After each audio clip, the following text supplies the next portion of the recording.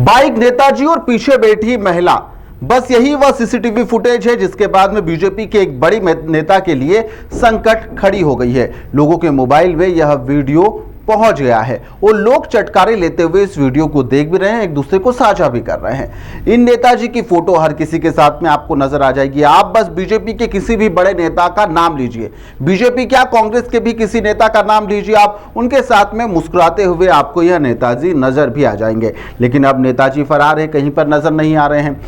का केस इनके ऊपर दर्ज हो गया और उसके बाद में नेताजी यहां पर जो फोटोबाजी का शौक रखते थे वह मिस्टर इंडिया की तरह गायब भी हो गए हैं।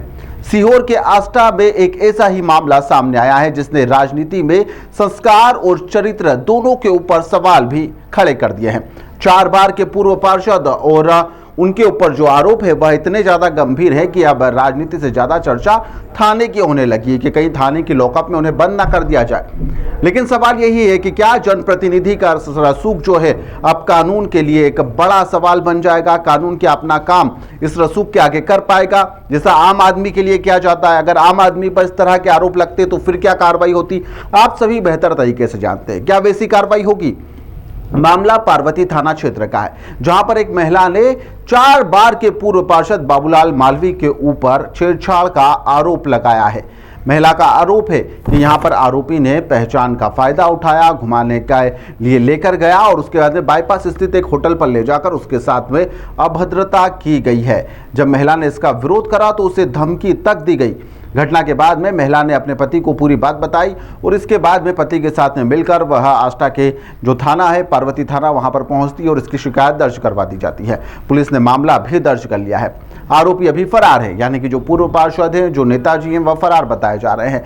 महिला यहां पर आरोप लगाने वाली कोई बाहर की नहीं है बल्कि परिवार के अंदर की ही बालिका है और बाबूलाल मालवी उसके बड़े पापा के लड़के हैं, यानी कि भाई के ऊपर यह सब आरोप लगे हैं तो यह एक कथित और एक गंभीर अपराध भी हो जाता है। होटल में क्या भाई बहन को ले जाएगा और क्या इस तरह के कुकृत्य करने की कोशिश की जाएगी, सभी तरह के आरोप लगाए जा रहे हैं। नेताजी फिलहाल गायब हैं और जनता के बीच हाथ जोड़कर वोट मांगने वाले आज कानून के सवालों के सामने हाथ जोड़ते हुए और छुड़ाते हुए नजर भी आ रहे हैं।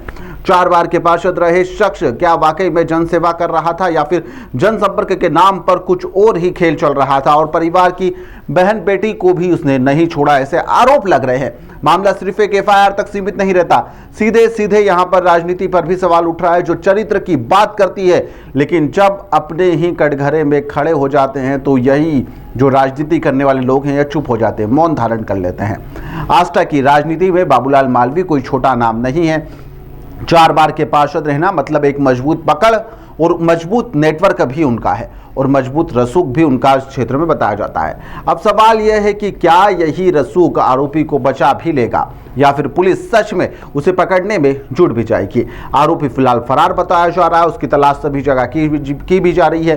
वहीं पर पुलिस की पकड़ क्या कमजोर हो गई है या फिर दबाव है जिसके चलते यह गिरफ्तारी अभी तक नहीं हो पाई। राजनीतिक संरक्षण की वजह से क्या कार्रवाई धीमी में चल रही है और सबसे बड़ा सवाल तो यही है कि क्या आम आदमी होता तो क्या इतनी ही धीमी गति से कार्रवाई होती। यह मामला एक बार फिर से यही सोचने पर मजबूर भी कर रहा है। जनता यहाँ पर जनता का जो प्रतिनिधि है, जो प्रतिनिधित्व करता है, वह करने वाले जो लोग हैं आखिरकार अपनी ही जिम्मेदारियों को कितना समझते हैं। और जब जन सेवा का दावा करने वाले यहाँ पर आरोपों में घिर जाते हैं तो आम जनता का भरोसा क्या उन पर टिका रहना जरूरी है, क्या टिक पाएगा, क्या ऐसे लोगों पर विश्वास करना चाहिए। फिलहाल आरोप लगे हैं, आरोप के बाद में अभी बाबूलाल मालवी का किसी भी प्रकार का कोई प्रतिक्रिया सामने नहीं आई है। फिलहाल के लिए इस खबर में इतना ही। अगर इस खबर से जुड़ी हुई कोई भी और अपडेट रहेगी तो वह हम आप तक जरूर पहुंचाएंगे। फिलहाल के लिए इस खबर में इतना ही। बने रहिए द लपेटा के साथ में। बेहद धन्यवाद।